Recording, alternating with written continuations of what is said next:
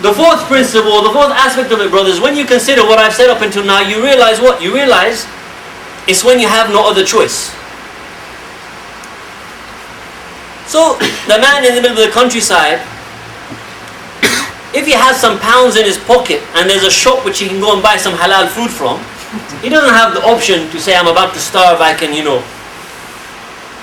eat the pig. This is of course not permitted whatsoever, because he has another option to go and buy some food. So for example then,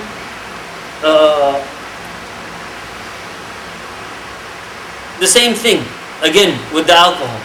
If he has the choice between the alcohol on the one hand and the water on the other hand, even if the water is a bit dirty, for example, it's not life-threatening, he can just grab the water and drink that. So what you see from the principles mentioned up until now is that the only options in front of him are those things which are haram. So if, for example, he's being tortured and they're torturing him and he knows he can get away from the torture without saying the word of kufr, but by paying them, for example, he could pay them for this. And this comes underneath another aspect which I'll move on to in a bit.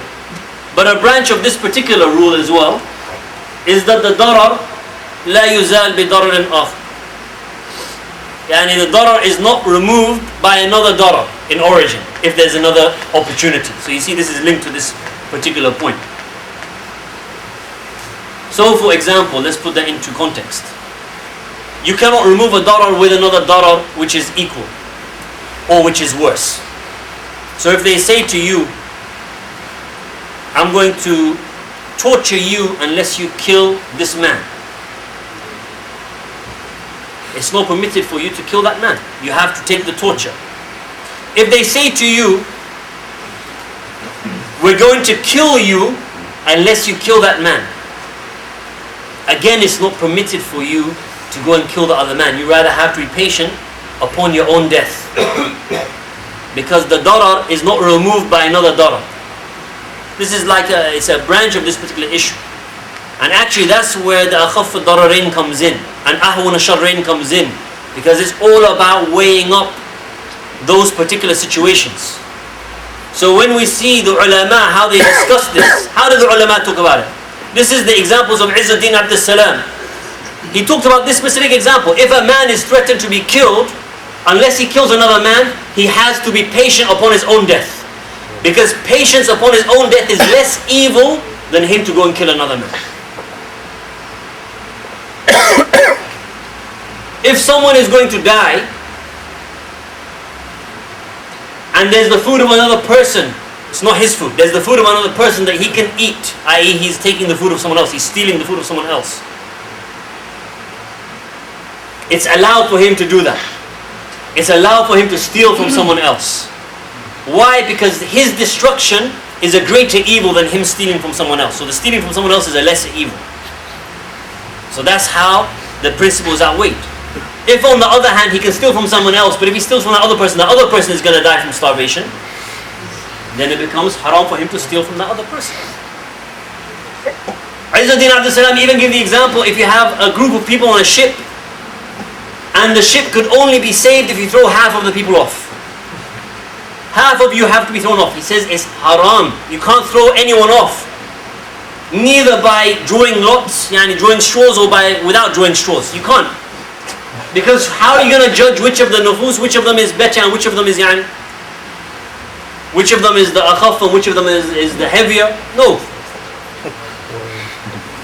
Imam Ghazali gave a different example, and also Izzuddin Abdus Salam gave the same example for the application of the principle. He said, one of the examples which they give is, for example, if the enemies are coming to attack you, and they put at the front of their lines Muslims, and of course these will be Muslims that they captured, for example. So prisoners of war, they put them at the front as human shields. And the only way that this enemy can be defeated and stopped will be through going through those human shields as well. And so then Imam Ghazali says, in such a situation it's permitted. Why? Because it's the lesser of the two evils. Because if you don't stop them, then they'll take all of the Muslims captured. And then Islam, in that case, Islam could be overrun. All any enemy would have to do is just bring Muslim prisoners and put them at the front of their lines and go for battle. And that's it, they won all of the wars. So I've given some of the aspects and some of the applications by some of the ulama, and so now let's discuss the contemporary issue which everyone has been waiting for, which is the issue of voting, and voting being the lesser of two evils. Because this is how people come and they quickly say أخف الضررين أهون الشرين, whatever. The lesser of two evils, voting.